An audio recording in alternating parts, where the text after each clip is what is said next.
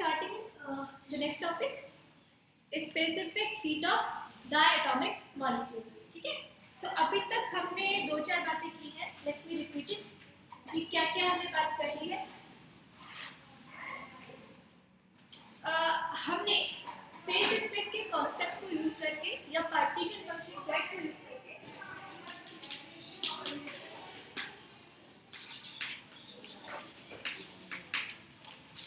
Partition function Z सबसे पहले हमने निकाला था मोनोटॉमिक मॉलिक्यूल्स के लिए, और वहां पर EI की वैल्यू पुट की थी 1/2 mVi².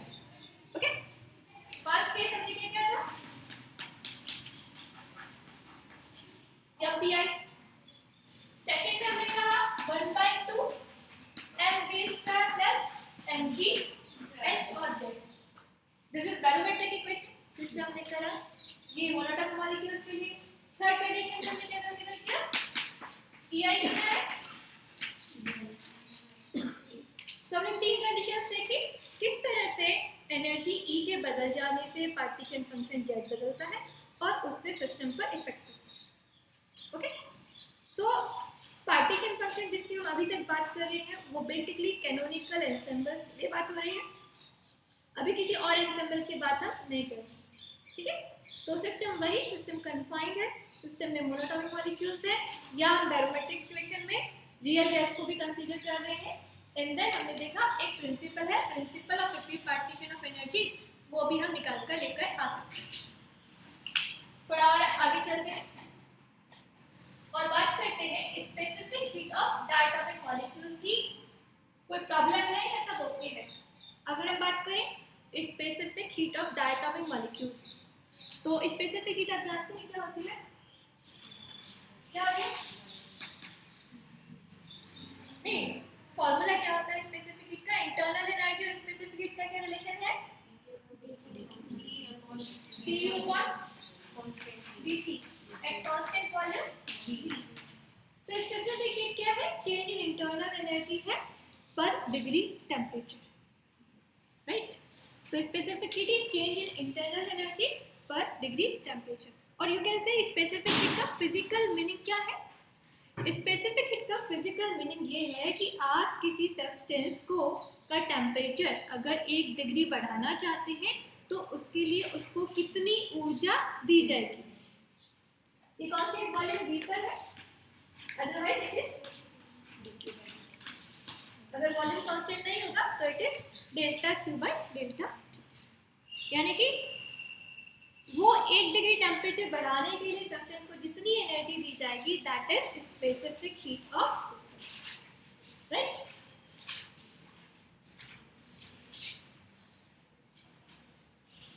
वाटर की स्पेसिफिक हीट कितनी है?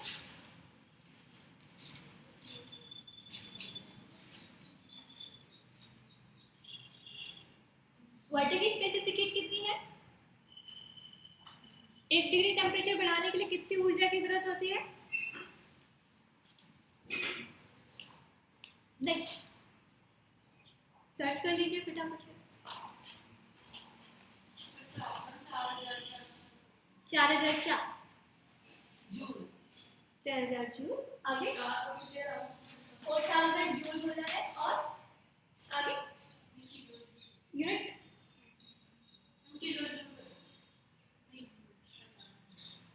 ओके 4 किलो जूल या 4000 जूल.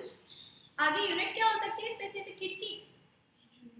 जूल पर कैलोरी, जूल पर कैलोरी और केजी भी आएगा. केजी आएगा ऊपर ऊपर से यूनिट बनाएंगे. केजी आएगा नहीं, तो बुक में दिया हुआ इसलिए आएगा. तो गूगल पे दिया हुआ इसलिए आएगा. ओके, अदरवाइज आपको नहीं समझ में आएगा कि कहाँ से आया है ना, केजी कहाँ से आया. ऊपर वाली ट्रिक में देखिए, हम यूनिट ऐसे बनाते हैं, अगर भूल जाते हैं तो ऊपर वाली यूनिट से तो आपको नहीं लगता कि हमें केजी आएगा, है ना. फिर गूगल गलत है क्या या मैं गलत हूँ?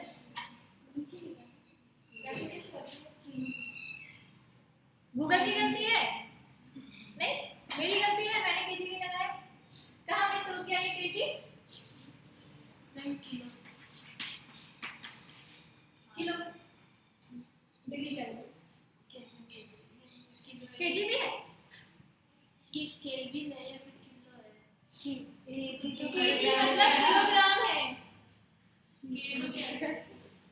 केल्विन है, आप डिग्री सेंटीग्रेड भी लगा सकते हैं। तो वेयर इज द प्रॉब्लम, पहले स्पेसिफिक हीट को तो समझ लेते हैं, उसके बाद में क्या डायटोमिक मॉलिक्यूल्स के लिए क्या है उसकी बात बाद में करें। So any idea?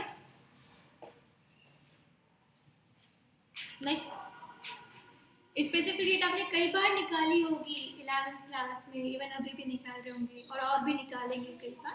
So the basic idea is, जो स्पेसिफिक हीट की डेफिनेशन है उसमें अपने आप में इंक्लूडेड है। ये जो आप देख रहे हैं ना 1 डिग्री केल्विन जो है, कितना अमाउंट ऑफ सब्सटेंस होना चाहिए? 1 किलो। 1 किलो सब्सटेंस का जो टेम्परेचर है 1 डिग्री बढ़ाने के लिए जितनी एनर्जी चाहिए, that energy is equal to specific heat. Okay, so in definition it is included 1 kg substance, उसकी एनर्जी अगर 1 डिग्री बढ़ानी है, अब वो डिग्री में भी सेम है और 1 केल्विन में भी सेम है, बिकॉज इट्स अ डिफरेंस है ना। 1 केल्विन का डिफरेंस हो या फिर डिग्री का डिफरेंस हो, that is difference is same है। सो अगर 1 डिग्री या 1 केल्विन डिग्री आपको बढ़ाना है अमाउंट में, तो कितनी अमाउंट ऑफ हीट की जरूरत होती है, that is specific heat. So that's why definition में यूनिट में क्या है? केजी। ओके, सो केजी यहाँ से आएगा, यहाँ से नहीं आएगा, केजी की डेफिनेशन में। और क्या हुआ? एमएस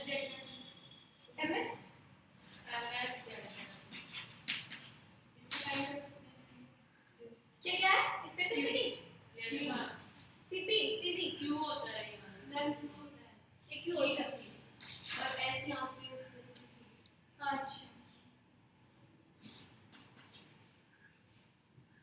ये वॉल्यूम के लिए ज्यादातर सॉलिड्स के लिए बात करते हैं, तो वी कैन वॉल्यूम और सॉलिड और लिक्विड्स के लिए वॉल्यूम कांस्टेंट होता है, सो वी यूज सीवी। तो यहाँ से भी आती है डेफिनेशन में, राइट, यहाँ से भी आ सकती है। तो मैंने यहाँ पर गलत लिखा एक्चुअली जब आप delta Q by delta T लिखते हैं, it is obvious, it is we are talking about 1 KG mass, है ना। सो अगर आप किसी और मास की बात करें तो डेफिनेटली यहाँ पर काम आएगा। तो ये न्यूमेरिकल सॉल्व करते वक्त भी थोड़ा सा ध्यान में रखिएगा कि जब भी हम स्पेसिफिक हीट की बात करते हैं उसमें केजी इंक्लूड होता है, चाहे हम ऐसे लिखें ऐसे लिखें, but concept should be clear, right. So अब स्पेसिफिक हीट की बात हो गई, स्पेसिफिक हीट क्या है किसी सब्सटेंस की, वो देख लेते हैं।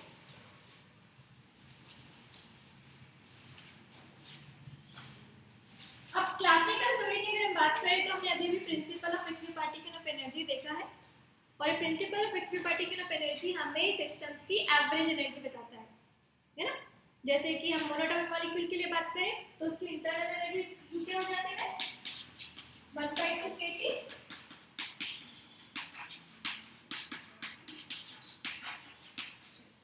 This is internal energy of monoatomic molecules. अभी हमने देखा लास्ट क्लास में, पार्टीशन फंक्शन को यूज करके हम ये कह सकते हैं दिस इज 3/2 kT।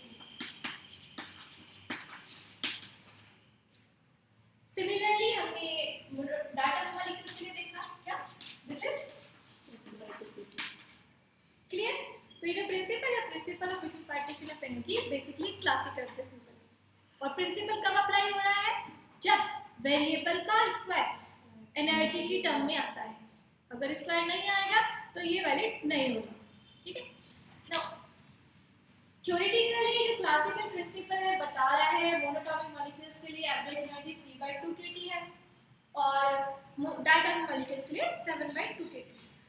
अगर इसे सीवी की वैल्यू बताएं तो delta U bye delta T ये आ जाएगी, सिंपल। और डायटोमिक मॉलिक्यूल्स के लिए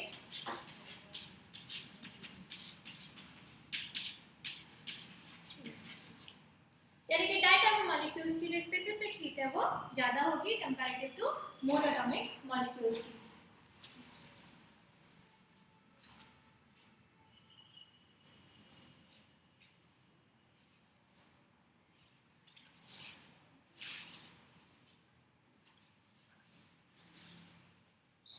जिसकी स्पेसिफिक हीट ज़्यादा होती है वो उतनी हीट अपने अंदर स्टोर कर सकता है। Specific heat like capacitance, capacitance of what? Capacitance to store energy. जिस तरह से आप इलेक्ट्रिकल कैपेसिटी की बात करते हैं उसमें इलेक्ट्रिसिटी को स्टोर करने की कैपेसिटी की बात होती है। थर्मोडायनामिक्स में स्पेसिफिक हीट का मतलब है कैपेसिटी टू स्टोर हीट। सो जिस सब्सटेंस की स्पेसिफिक हीट ज़्यादा होगी वो उतनी ही एनर्जी अपने आप में स्टोर कर पाएगा, राइट। सो ऑब्वियसली डाटा में मॉलिक्यूल्स की स्पेसिफिक हीट ज़्यादा है तो इट स्टोर मोर एनर्जी।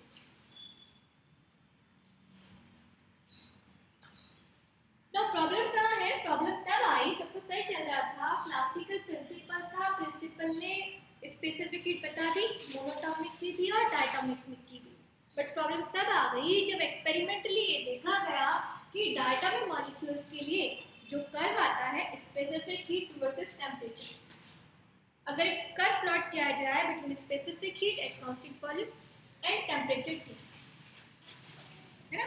तो अगर स्पेसिफिक हीट कांस्टेंट, गैसेस के लिए कांस्टेंट प्रेशर पे बात करनी चाहिए, कांस्टेंट प्रेशर पे बात करनी चाहिए। So specific heat at constant pressure पे अगर बात की जाए वॉल्यूम होगा, वॉल्यूम होगा कांस्टेंट प्रेशर, कांस्टेंट वॉल्यूम पे अगर बात की जाए स्पेसिफिक हीट की at constant temperature T, sorry at variation of temperature. तो टेंपरेचर में केवल क्या लिखा है 10 kelvin, 100 kelvin, 1000 and 10000, not up to the scale. जब आप ऐसा कोई कर्व बनाते हैं तो उसके साथ स्पेसिफिकली मेंशन करते हैं not up to the scale, क्योंकि अगर ये स्केल पे होता तो क्या होता 10, 20, 30, 40, 100, और मैंने क्या किया यहाँ पर 10, 100, 1000 and 10,000। So it is not up to the scale. मैंने एक आर्बिट्रेरी स्केल मान लिया है, हम ऐसे मान सकते हैं। अगर किसी कर्व को शो करना है यू कैन यूज दिस।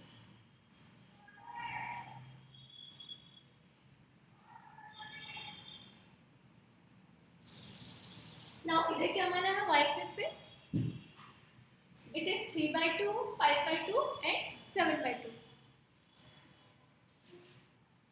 ये बिल्कुल सही बात है, 3/2, 5/2 and 7/2 and so on.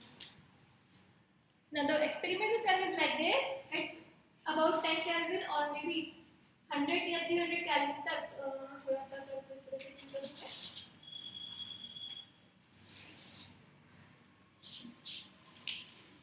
So curve shows कि 3/2, 5/2 and 7/2 अलग-अलग टेम्परेचर रेंज पर जो ये वैल्यूज हैं वो अलग-अलग हो रही है और अबाउट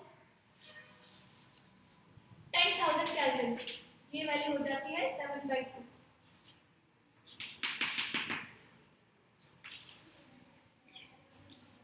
यानी जो specific heat of diatomic molecules है अबाउट 10,000 केल्विन पर, यानी कि टेम्परेचर जब बहुत ज़्यादा होता है तब ये वैल्यू मिलती है 7/2 की।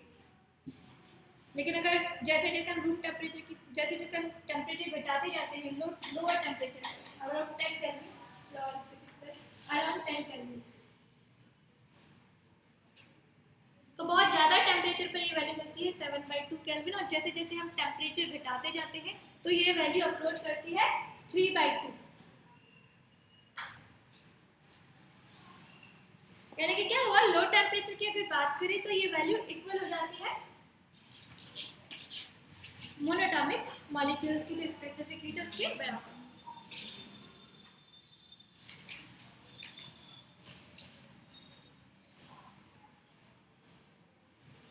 सो ये जो अपीयरेंस है देखिए 3/2 के, 3/2 के में हमने क्या ऐड किया था CV, 3/2 के प्लस KT प्लस KT।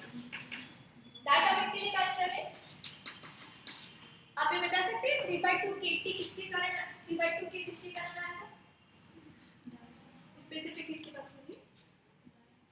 3/2 के ये कंट्रीब्यूशन किसका था, ट्रांसलेशन, रोटेशन, वाइब्रेशन, ट्रांसलेशन है ना।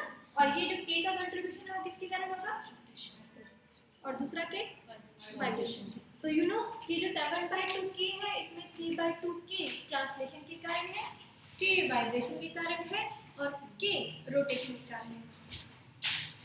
तो ये जो एक्सपेरिमेंटल कर्व है उसे क्या पता लगता है कि हाई टेम्परेचर पे तो ये तीनों जो मोशंस हैं वो कंट्रीब्यूट करते हैं, rotation, vibration and translation. But जैसे जैसे हम लो टेम्परेचर की तरफ जाते हैं तो ये जो कंट्रीब्यूशन है because of vibration and because of rotation. ये डिमाइस हो जाता है, यानी कि लुप्त हो जाता है। ये कंट्रीब्यूशन लो टेम्परेचर पर ऑब्जर्व नहीं होता, तभी तो ये वाली 3/2 की आएगी, है ना। वी एक्सपेक्ट एक्सपेरिमेंटली जो कर्व मिला उससे अगर हम प्रेडिक्शन करना चाहें तो प्रेडिक्शन ऐसा होना चाहिए कि शायद वेरी लो वैल्यूज पर क्या हो रहा है, ये जो वाइब्रेशन और रोटेशन है उसका कंट्रीब्यूशन नहीं आ रहा है। बहुत लो टेम्परेचर पर शायद वाइब्रेट करने के लिए और रोटेट करने के लिए मॉलिक्यूल्स के पास सफिशिएंट एनर्जी नहीं है। ऐसा ही होगा ना, जैसे आपने एक एक्सपेरिमेंट किया, एक्सपेरिमेंट में आपको एक कर्व मिल गया, अब आपको प्रेडिक्शन करना पड़े तो आप ये प्रेडिक्ट करेंगे कि क्या हो रहा है, शायद लो टेम्परेचर पर ये जो के और के है रोटेशन और वाइब्रेशन के कारण पॉसिबली वो नहीं आ रहा।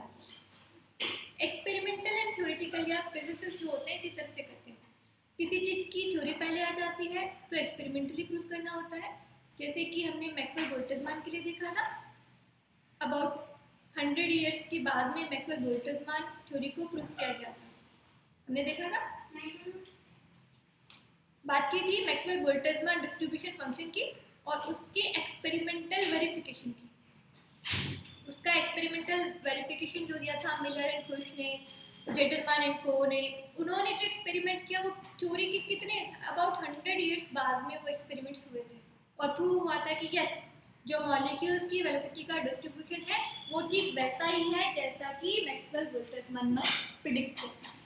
अभी यहाँ क्या हुआ, यहाँ एक्सपेरिमेंट पहले होगी, यह एक्सपेरिमेंट कह रहा है कि नहीं, थ्योरी कह रही है कि 7/2 के है, जो कि थ्योरी हमने यूज की है principle of equipartition of energy. But उस थ्योरी में प्रॉब्लम कहाँ आ गई, वो थ्योरी गलत हो गई जब हमने कहा कि नहीं एक्सपेरिमेंटली जो रिजल्ट आ रहे हैं वो मैच नहीं हो रहे हैं थ्योरी से। इंटरेस्टिंग बात क्या है, सीवी के रिलेशन में टेम्परेचर कहीं है ही नहीं। CV इक्वल टू 7/2 के, जब टेम्परेचर है ही नहीं तो उसको टेम्परेचर के साथ रिलेट होना ही नहीं चाहिए था, है ना।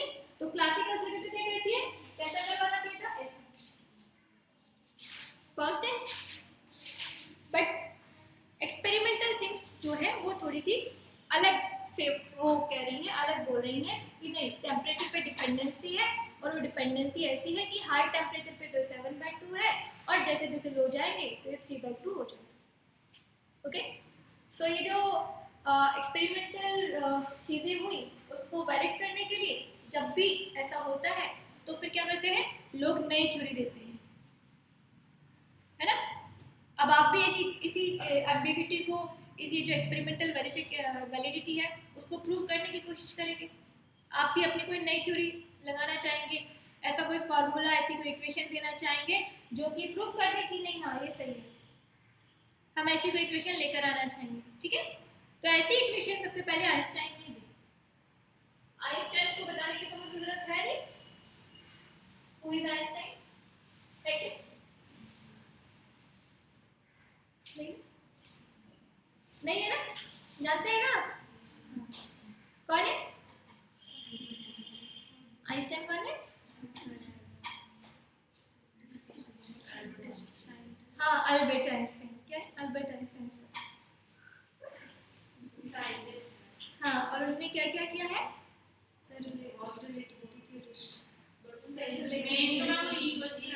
मेन तो is equal to mc square है, बाकी तो नेगलेक्ट है।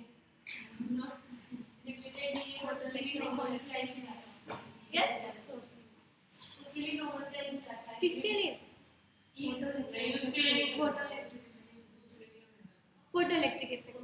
E is equal to mc square is like a destroying equation, है ना। उसके बाद तो एटम बम बन गया, यस बेसिक इक्वेशन है E is equal to mc square, जिसने ये बता दिया कि यस मास को एनर्जी में कन्वर्ट किया जा सकता है। तो उसके बाद लोगों ने एटम बम बना लिया, तो इस वजह से जिसे कहते हैं कि नोबेल प्राइज तो किसी नोबेल वर्क के लिए होना चाहिए, सो फोटोइलेक्ट्रिक इफेक्ट के लिए नोबेल प्राइज मिला। ओके, सो आइंस्टाइन का कंट्रीब्यूशन थर्मोडायनामिक्स में भी काफी रहा है। लेट्स सी, आइंस्टाइन ने कहा ये डायटम मॉलिक्यूल्स है जो वाइब्रेट कर रहे हैं और जो रोटेट कर रहे हैं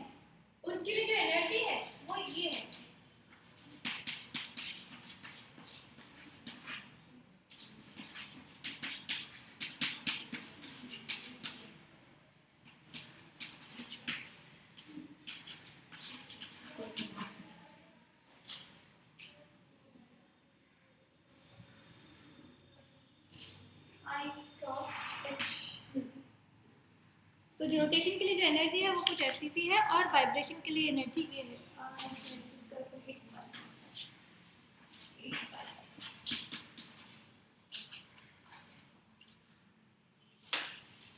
n+1 सॉरी n+1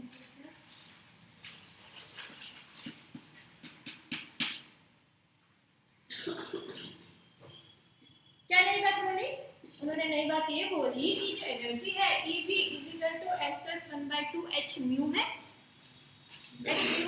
और रोटेशन के लिए जो एनर्जी है n+1 h²/8πr। यहाँ पर आप चीजों को जानते होंगे,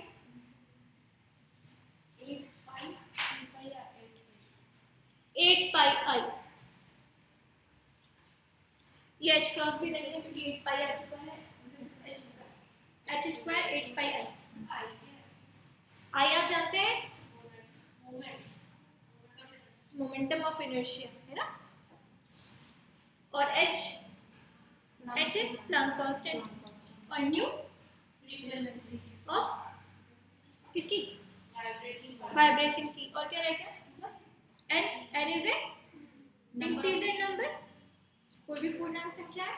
सो आइंस्टाइन ने कहा कि जो रोटेशन और वाइब्रेशन के लिए जो एनर्जी है वो इस तरह से दी जा सकती है। ये एक इक्वेशन है जिसे हम यूज कर सकते हैं to compute CV specific heat. कहाँ से दी? आपके कोर्स में नहीं। So need not to worry, हम ये नहीं जानने की कोशिश करेंगे कि इक्वेशन कहाँ से दी, बट इस इक्वेशन का फिजिकल मीनिंग क्या है वो हम जानने की कोशिश करते हैं। सो आइंस्टाइन ने एक इक्वेशन दी, कह रहे हैं कि ये वाइब्रेशन के लिए एनर्जी है, ये एटम मॉलिक्यूल्स के रोटेशन के लिए एनर्जी है। So the physical meaning is like this,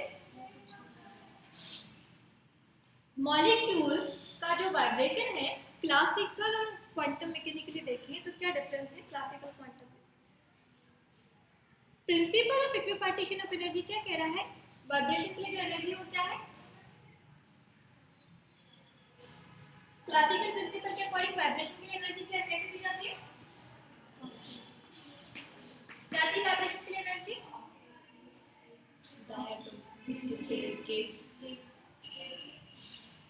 Katie average energy है। वैसे एनर्जी क्या होती है? मॉलिक्यूल वाइब्रेट करता है ना, उसके लिए दो एनर्जी की जरूरत पड़ती है। कौन कौन सी? काइनेटिक एनर्जी है, पोटेंशियल एनर्जी।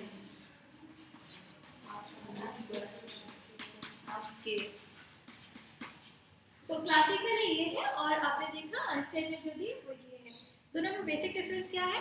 एक इक्वेशन ये कह रही है कि सभी values of velocity and potential पर सारी वैल्यूज जो है पर वाइब्रेशन पॉसिबल होगा, जबकि दूसरे इक्वेशन में अगर हम देखें ईवी की वैल्यूज को हम देखें तो ईवी की वैल्यूज क्या आएंगी? लेट्स सी n = 0 पर हाफ h n = 1 देखें 3/2 h 5/2 h h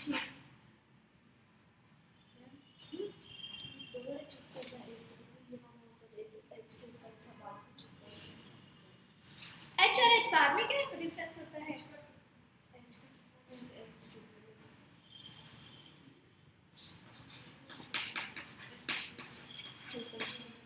ये डिफरेंस होता है h cross is h/2π। Okay, so आपने देखा e = 1/2 3/2 and 5/2, और इसको मैं अगर प्लॉट भी कर दूं तो ये कैसा आ जाएगा? मेरे पास ये लिखा होगा, ये है 3/2 5/2 7/2। नेक्स्ट ऑन जय क्लियर है? क्या हुआ? कोई प्रॉब्लम? मैम यहाँ 3 ईवी है तो कौन से इसके वो एक तो क्लासिकल है, एक आइंस्टाइन और ये तो क्लासिकल हुआ आपका, ये आइंस्टाइन के अकॉर्डिंग है, ये मैं इसके अकॉर्डिंग कहा है सीवी है कि ईवी है? Sorry E okay CV okay sorry this is E E यहाँ पर V का मतलब है वाइब्रेशन। सो इट इज 0 पर था n = 1 n = 2। E0, E1, E2 और मैंने उनको प्लॉट भी कर दिया। एक सिंगल एक्सिस के करस्पॉन्डिंग आप रख सकते हैं 3/2, 5/2 and 7/2। Note the differences that ये बीच में देखिए 5/2 और 7/2। 7/2 माइनस 5/2 एक एनर्जी आएगी। इस एनर्जी पर कोई भी वाइब्रेशन पॉसिबल नहीं है। इसी तरह से 5/2 और 3/2 के बीच में एक एनर्जी आ रही है। जो भी एनर्जीज की वैल्यूज हैं इन पर वाइब्रेशन पॉसिबल नहीं है। बीच में जो एनर्जीज की जो वैल्यूज हैं इन पर वाइब्रेशन पॉसिबल नहीं है। सो this is discrete values of energy जिस पर की वाइब्रेशन पॉसिबल हो सकता है। ये ग्राफ किसके बीच में है? ये ग्राफ सिंगल एक्सिस पे है, सिर्फ वैल्यूज को बता रहा है, ग्राफ नहीं है, ये सिर्फ वैल्यूज को दिखाने का तरीका है। मैम इसी आगे की जा सकती है क्या, जैसे 1/2, 3/2, 5/2? हाँ इसके आगे जबकि क्लासिकल क्या कहता है, क्लासिकल के लिए एनर्जीज की बात होती है तो ऐसे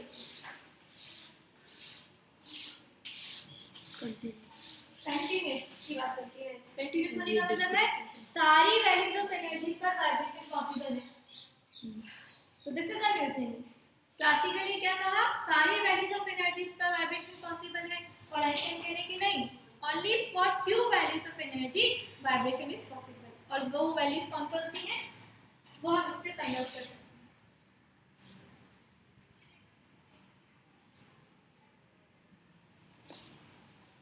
तो क्लियर, फिजिक्स क्लियर होनी चाहिए। इसके पीछे की इक्वेशन कहाँ से आई है उसकी हम बात नहीं करेंगे, कहाँ से दी गई है।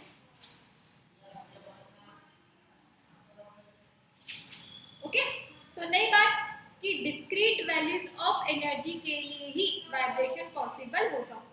ऐसा नहीं है आप कुछ भी दे दें और सब पर वाइब्रेशन पॉसिबल होगा, है ना।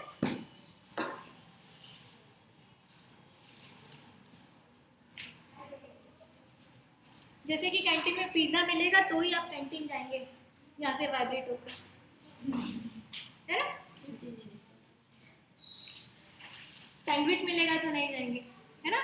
So only for those values of vibration is possible जो वैल्यूज ऑफ एनर्जी को यहाँ से एक्सेसिबल है।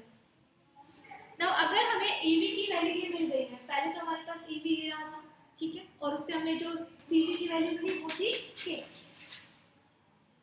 राइट। जब हम एनर्जी की वैल्यू ये रखते हैं तो सीवी की वैल्यू आती है के, which is not dependent on temperature T, getting. अब अगर हमारे पास ईवी ये है तो हमें सीवी कैलकुलेट करना पड़ेगा।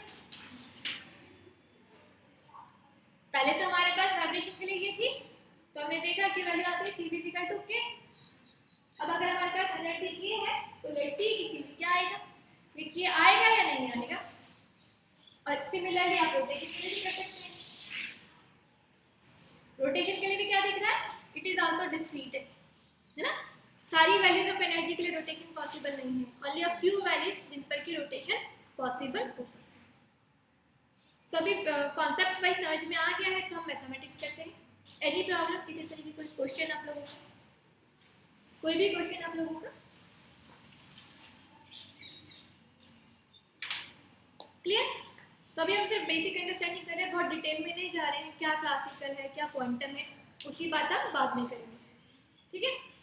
सो अभी फिलहाल हमारे पास एक वैल्यू आई है, एक रिलेशन आया है, इसका क्या करना है,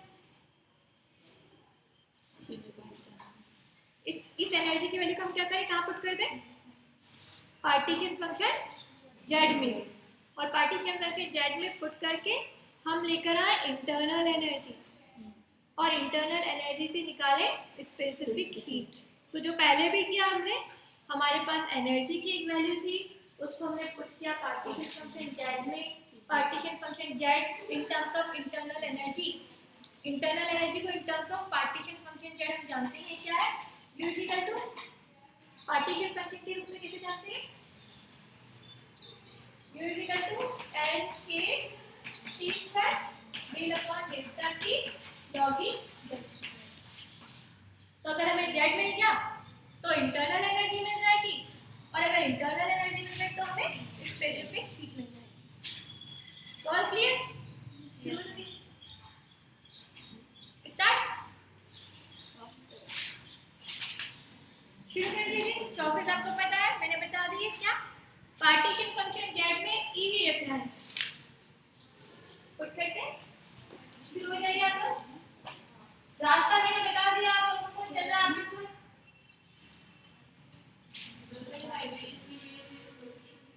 पहले वाइब्रेशन के लिए। So Z is equal to summation I e raised to power minus beta n plus half h में बीटा को पुट कर देते हैं के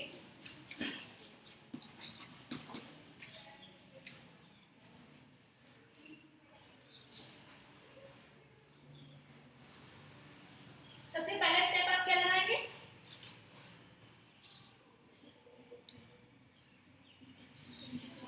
यस, सबसे पहला स्टेप क्या लगाएंगे आप लोग?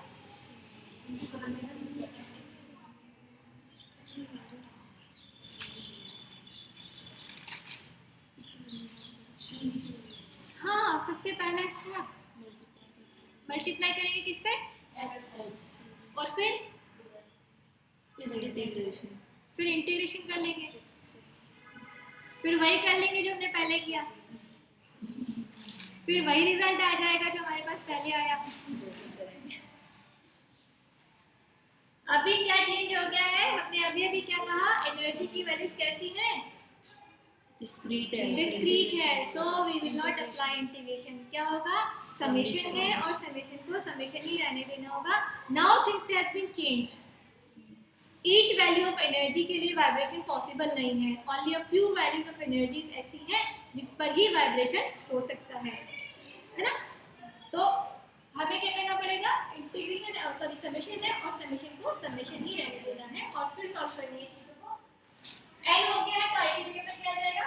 n, है ना? It is applicable on n। so now n e raised to power minus n plus 1/2 theta v upon t. Now what is theta v? Theta v is Einstein temperature, h mu upon t। ये इसलिए लिखा क्योंकि ऊपर वाली जो quantity है exponential की power में, उसको क्या होना चाहिए? डायमेंशनलेस। ये जो क्वांटिटी है इसको क्या होना चाहिए? डायमेंशनलेस। तो ये डायमेंशनलेस हो, इसके लिए क्या नेसेसरी है? This should be have a unit of temperature. इसकी यूनिट जो निकल कर आनी चाहिए वो टेम्परेचर के बराबर आनी चाहिए और आती भी है। That is why this is Einstein temperature, h mu upon k।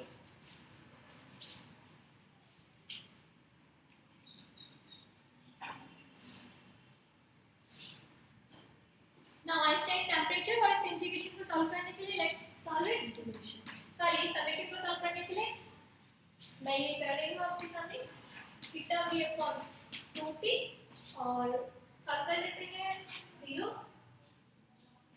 Sorry e raised to power minus n theta v upon t summation n is equal to 0 to infinite, right? Any problem? No. So n की value put कर देते हैं e raised to power minus theta v upon 2t n is equal to 0।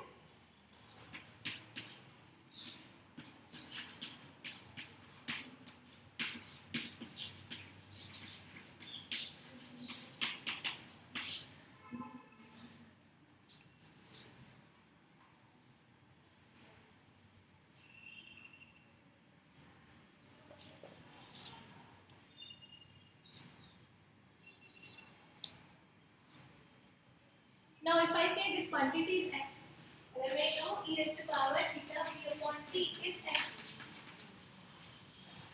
e raised to power minus theta v upon t is x, then this quantity is e raised to power minus theta v upon t 1 plus x square in।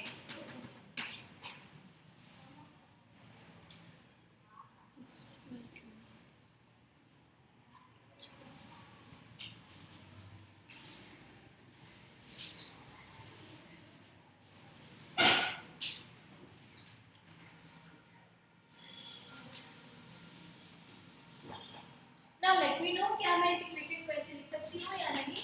e raised to power minus theta v upon 2t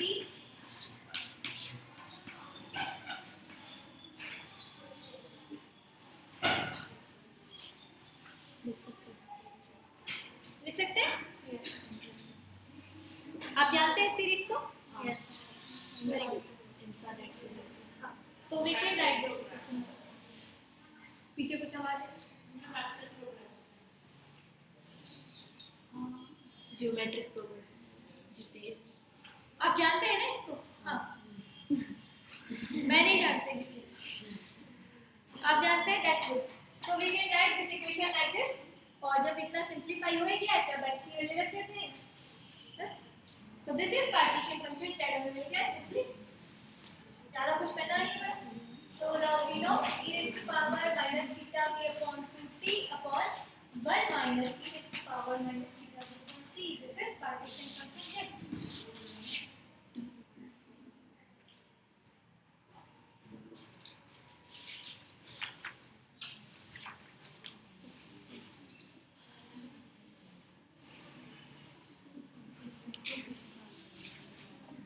any confusion किसी को भी पीछे आगे?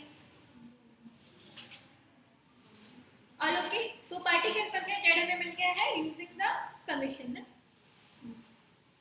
और अब हम partition function z को कहाँ रखना चाहेंगे? Internal इंटरनल एनर्जी की इक्वेशन में। और इंटरनल एनर्जी की equation n capital u। Internal energy आप जानते ही हैं क्या है? This is n k t square b upon delta t log e z। log e z निकाल लेते हैं या आप डायरेक्ट पुट कर दीजिए।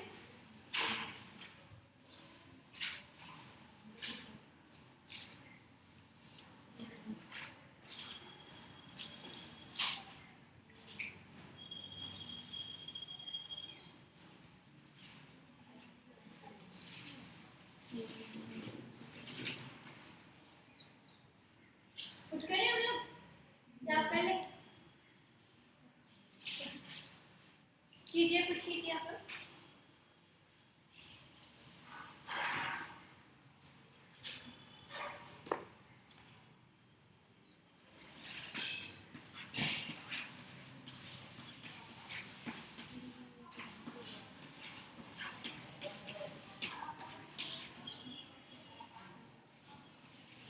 जो आएगा रिलेशन मैंने आप लोगों के सामने लिख दिया है।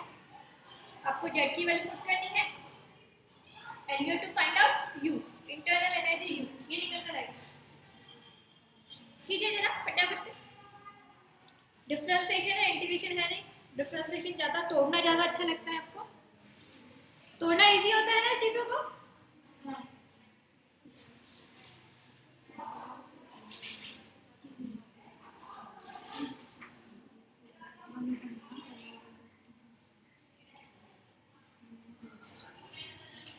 माइनस कर देंगे ना।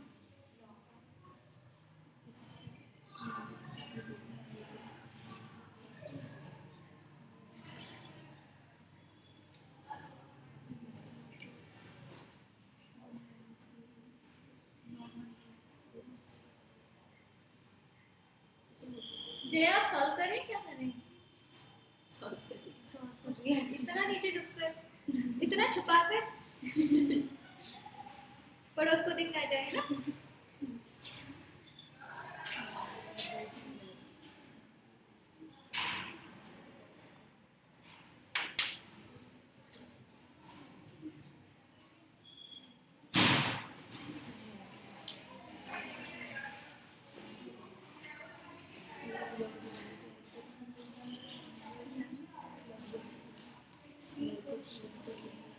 अपने पर कॉन्फिडेंस रखिए, यू कैन सॉल्व इट फटाफट से।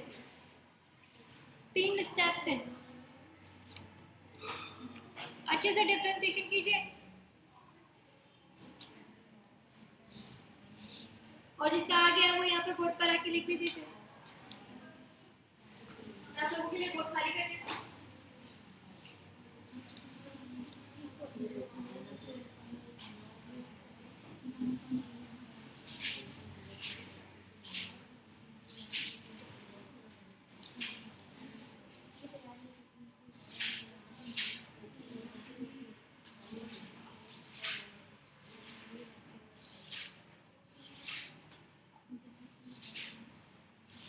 बहुत ज़्यादा टाइम लगेगा, कल के लिए छोड़ दें, आप घर पे जाके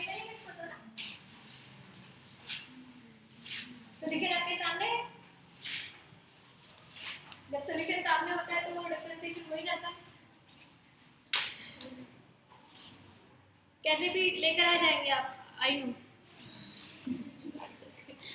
हाँ, मैथमेटिक प्रॉब्लम्स ऐसी होती हैं एंड आई होप सो कि कल हम इस इक्वेशन से थोड़ा आगे बढ़ेंगे। Okay, so I am leaving.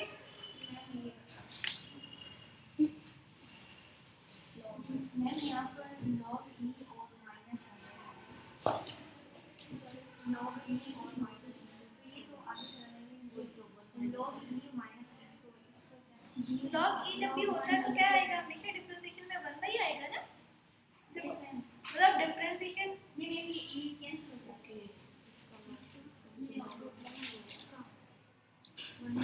क्या हुआ, नहीं समझ में आया।